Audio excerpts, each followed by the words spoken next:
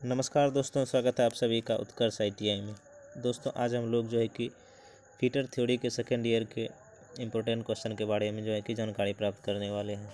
तो fitter trade वाले जो है कि ज़रूर देखें, क्योंकि आपके CBT एग्ज़ाम के लिए महत्वपूर्ण होगा। तो चलते हैं बिना देरी किए अपने प्रश्न की ओर। आज का पहला प्रश्न है, हेवी ड्यूटी असेंबली कार्य में किस प्रकार के मशीन स्क्रू का उपयोग किया जाता है। हेवी ड्यूटी असेंबली कार्य में जो है कि किस प्रकार के मशीन स्क्रू का उपयोग किया जाता है। किस प्रकार के मशीन स्क्रू का उपयोग किया जाता है, तो इसका सही जवाब हो जाएगा, इसका सही जवाब होगा ऑप्शन नंबर डी। इसका सही जवाब option number D, hexagon head screw. Hexagon head screw option number D इसका सही जवाब हो जाएगा। अगला सवाल है, अगला सवाल में कहा गया है, लाइट असेंबली कार्य में किस प्रकार के मशीन स्क्रू का उपयोग किया जाता है। लाइट असेंबली यानी हल्के कार्य में किस प्रकार के मशीन स्क्रू का उपयोग किया जाता है। इसका सही जवाब होगा option number B. Option number B इसका सही जवाब हो जाएगा, cheese head screw. Cheese head screw का जो है कि लाइट कार्य में किया जाता है। ऑप्शन नंबर बी इसका सही जवाब हो जाएगा। अगला सवाल है, अगला सवाल में कहा गया है, नरम और गैर धातु मटेरियल पर इस्तेमाल किए जाने वाले तेज और समांतर दांतों किस फाइल में होते हैं। नरम और गैर धातु मटेरियल पर इस्तेमाल किए जाने वाले तेज और समांतर दांतें जो है कि किस फाइल में होते हैं। तो इसका सही जवाब हो जाएगा ऑप्शन नंबर सी। इसका सही जवाब option number C, dreadnought file. Option number C इसका सही जवाब हो जाएगा, dreadnought file option number C. अगला सवाल है, अगला सवाल में कहा गया है, परिष्करण उपकरण के रूप में किस फाइल का उपयोग किया जाता है और सटीक स्मूथनेस सुनिश्चित करता है। परिष्करण उपकरण के रूप में किस फाइल का उपयोग किया जाता है और सटीक स्मूथनेस सुनिश्चित करता है। तो इसका सही जवाब होगा ऑप्शन नंबर ए। इसका सही जवाब हो जाएगा Swiss pattern file. Swiss pattern file option number A इसका सही जवाब हो जाएगा। अगला सवाल है, अगला सवाल में कहा गया है, फिलर गेज के BIS सेट की मोटाई सीमा क्या है। फिलर गेज जो होती है उसकी BIS सेट में जो है कि मोटाई सीमा क्या होती है।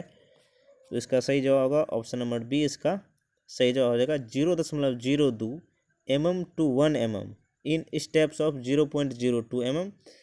इसका ऑप्शन नंबर बी सही जवाब हो जाएगा। अगला सवाल है, अगला सवाल में कहा गया है,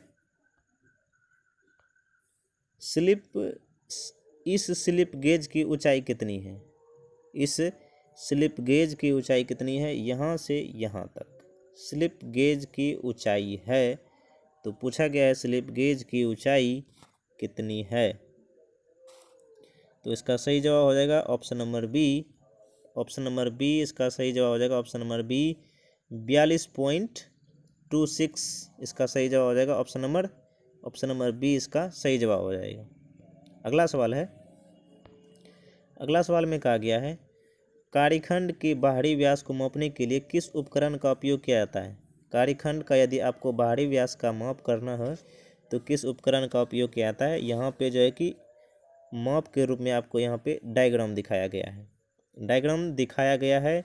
तो यहाँ इसका सही जवाब हो जाएगा, इसका सही जवाब हो जाएगा ऑप्शन नंबर सी। इसका सही जवाब हो जाएगा option number C, slip gauge का उपयोग करके विशेष जबड़े की जोड़ी। ऑप्शन नंबर सी इसका सही जवाब हो जाएगा option number C, slip gauge का उपयोग करके विशेष जबड़े की जोड़ी। ऑप्शन नंबर सी इसका सही जवाब हो जाएगा। अगला सवाल है, अगला सवाल में कहा गया है, स्लिप गेज का अंशांकन ग्रेड या कैलिब्रेशन ग्रेड क्या है। स्लिप गेज का अंशांकन ग्रेड या कैलिब्रेशन ग्रेड क्या है। तो इसका सही जवाब हो जाएगा ऑप्शन नंबर बी। इसका सही जवाब हो जाएगा grade 00। Grade 00 option number B, option number B इसका सही जवाब हो जाएगा। अगला सवाल है, अगला सवाल में कहा गया है, स्लिप गेज का उपयोग करने की विधि क्या है। यहाँ पे जो है कि ये स्लिप गेज एक दूसरे के परस्पर जो है कि एक इस तरफ घूम रहा है और एक जो है कि इस तरफ घूम रहा है एक दूसरे के ऊपर। तो यहाँ पे कहा गया है कि कौन सी विधि है, यह कौन सी विधि है। तो इसका सही जवाब हो जाएगा ऑप्शन नंबर ए, इसका विरिनिंग। सही जवाब हो जाएगा ऑप्शन नंबर ए, विरिनिंग। ऑप्शन ए विरिनिंग इसका सही जवाब हो जाएगा। अगला सवाल है, अगला सवाल में कहा गया है इस गेज का उपयोग क्या है, इस गेज का उपयोग क्या है। तो इसका सही जवाब होगा, इसका सही जवाब हो जाएगा ऑप्शन नंबर बी, इसका सही जवाब हो जाएगा screw thread plug gauge. Option number B screw thread plug gauge, option number B इसका सही जवाब हो जाएगा स्क्रू थ्रेड प्लग गेज। अगला सवाल है, इसमें कहा गया कि रिंग गेज का उद्देश्य क्या है, रिंग गेज का उद्देश्य क्या है। तो इसका सही जवाब हो जाएगा ऑप्शन नंबर ए, इसका सही जवाब होगा बाहरी व्यास की जांच करना। रिंग गेज का उद्देश्य क्या होता है, बाहरी व्यास की जांच करना इसका उद्देश्य होता है। अगला सवाल है, अगला सवाल में कहा गया व्यक्तिगत त्रिज्या गेज में आकार की सीमा क्या है, व्यक्तिगत त्रिज्या गेज में आकार की सीमा क्या है। तो इसका सही जवाब हो जाएगा ऑप्शन नंबर ए, इसका सही जवाब हो जाएगा step of 1 mm। Option number A इसका सही जवाब हो जाएगा step of 1 mm, option number ए। अगला सवाल है, अगला सवाल में कहा गया है शाफ्ट के बाहरी व्यास पर स्वीकार्य साइज की जांच करने के लिए कौन सा गेज है, जांच करने के लिए गेज कौन सा है। यहाँ पे गेज दर्शाया हुआ ये गेज है। तो इसका सही जवाब होगा शाफ्ट का बाहरी व्यास संकीर्ण साइज की जांच करने के लिए कौन सा गेज है।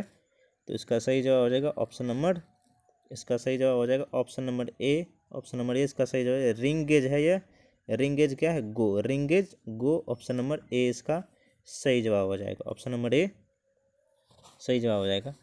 अगला सवाल है, अगला सवाल में कहा गया है अपघर्षक स्टिकर्स के साथ बेलनाकार सतहों के प्रोफाइल को सही करने की फिनिशिंग प्रक्रिया क्या है। अपघर्षक स्टिकर्स के साथ बेलनाकार सतहों के प्रोफाइल को सही करने की फिनिशिंग प्रक्रिया क्या है। तो इसका सही जवाब हो जाएगा ऑप्शन नंबर बी, इसका सही जवाब हो जाएगा honing. Option number B honing इसका सही जवाब हो जाएगा, ऑप्शन नंबर बी होनिंग सही जवाब हो जाएगा।